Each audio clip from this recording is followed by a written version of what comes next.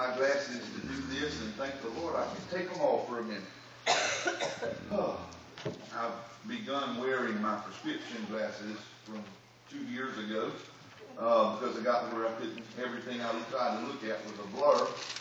And so as of yesterday, I've been wearing them most of the time, but it feels good to take them off. I, this morning, want to just pick up in the 3rd verse, and we will go then through verse 12, and we will concentrate our efforts this morning, our thoughts, primarily upon verse 11. God speaking to the children of Israel through Moses and to us yet today, says in verse 3, "Speak ye unto all the congregation of Israel, saying, in the 10th day of this month, in the month Nisan, they shall take to them every man a lamb, according to the house of their fathers, a lamb for a house. And if the household be too little for the lamb, let him and his neighbor next unto his house take it according to the number of the souls. Every man, according to his eating, shall make your count for the lamb. Your lamb shall be without blemish, a male of the first year. You shall take it out from the sheep or from the goats, and ye shall keep it up until the 14th day of the same month. And the whole assembly of the congregation of Israel shall keep it in the evening. And they shall take of the blood, and strike it on the 2 side posts and on the upper doorpost of the houses wherein they shall eat it.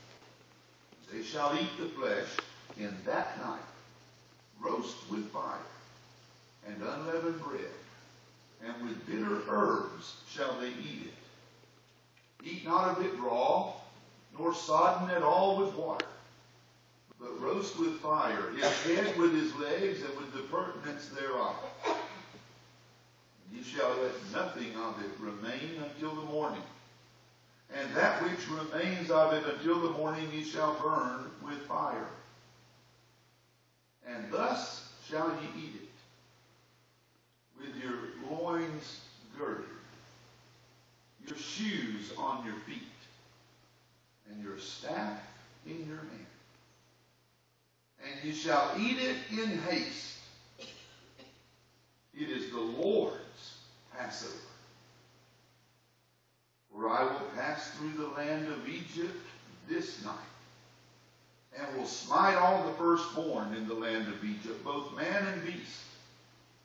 And against all the gods of Egypt I will execute judgment. I am the Lord."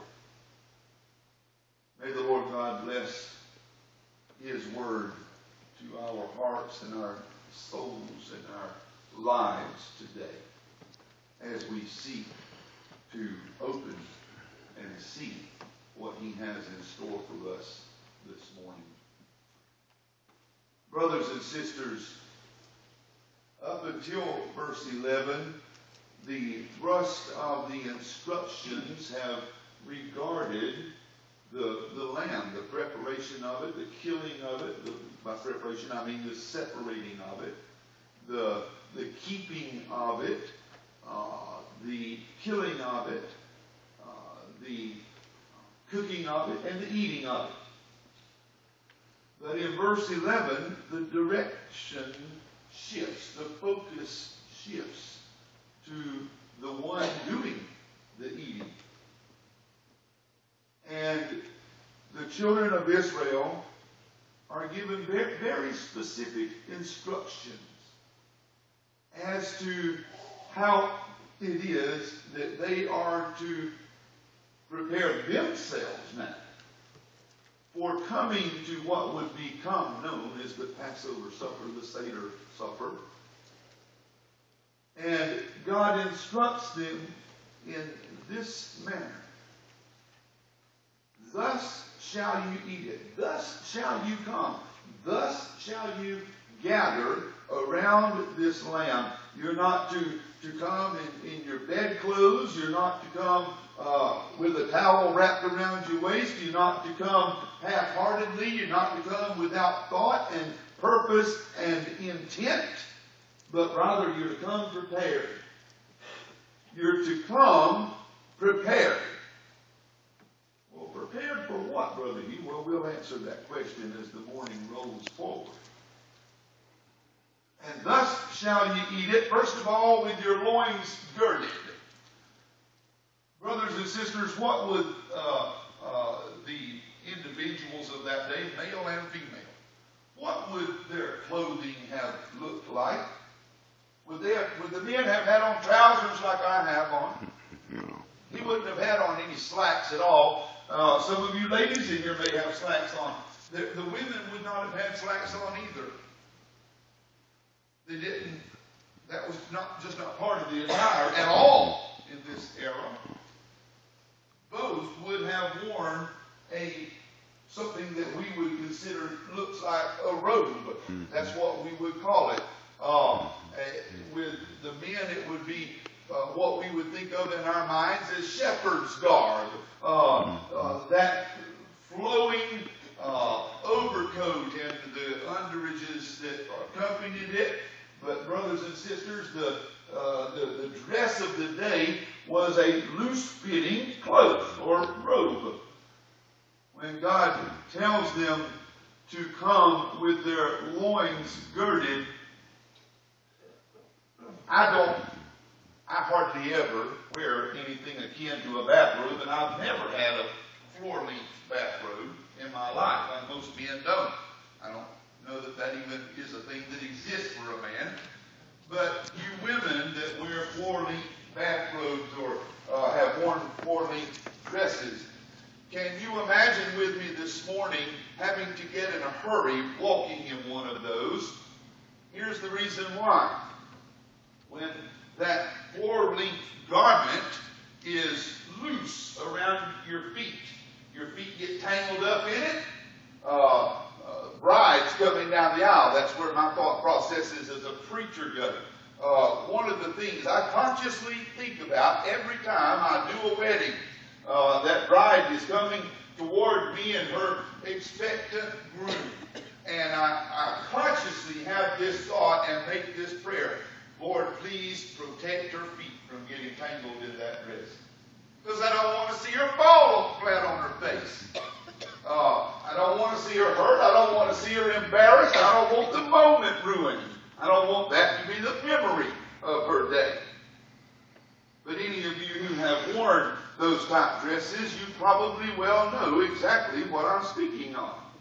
Well, brothers and sisters, in that day there was a piece of equipment, an accessory to the clothing known as a girdle.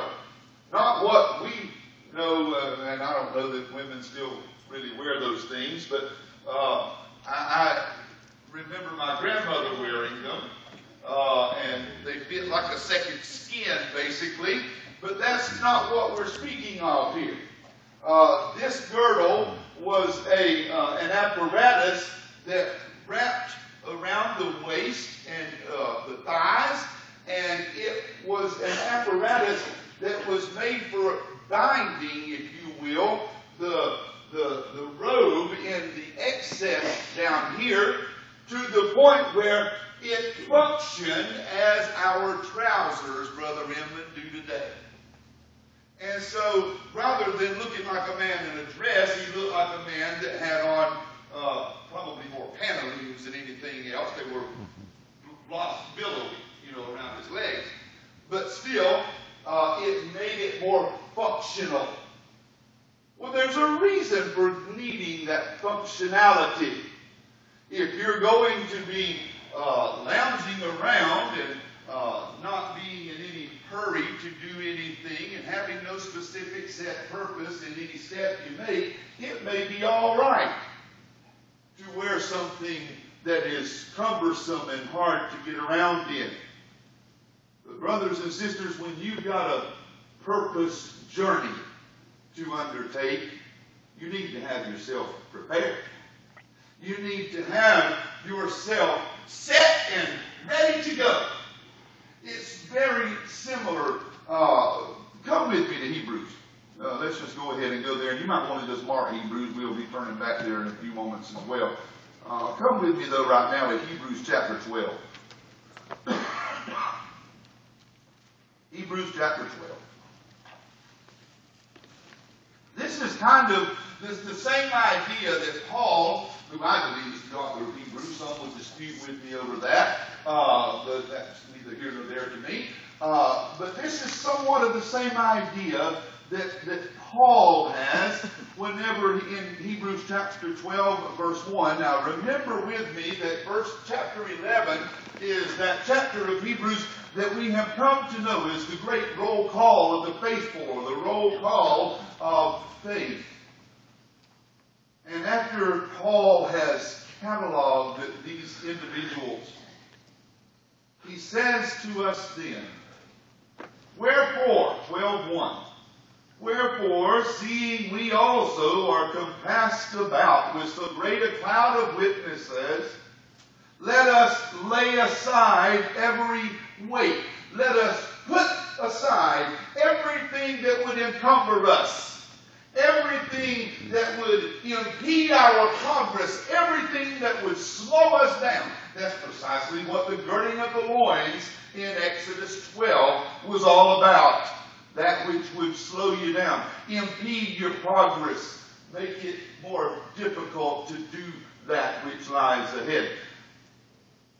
Let us lay aside every weight and the sin which doth so easily beset us, and let us run with patience the race that is set before us, looking unto Jesus, the author and finisher of our faith, who for the joy that was set before him endured the cross, despising the shame,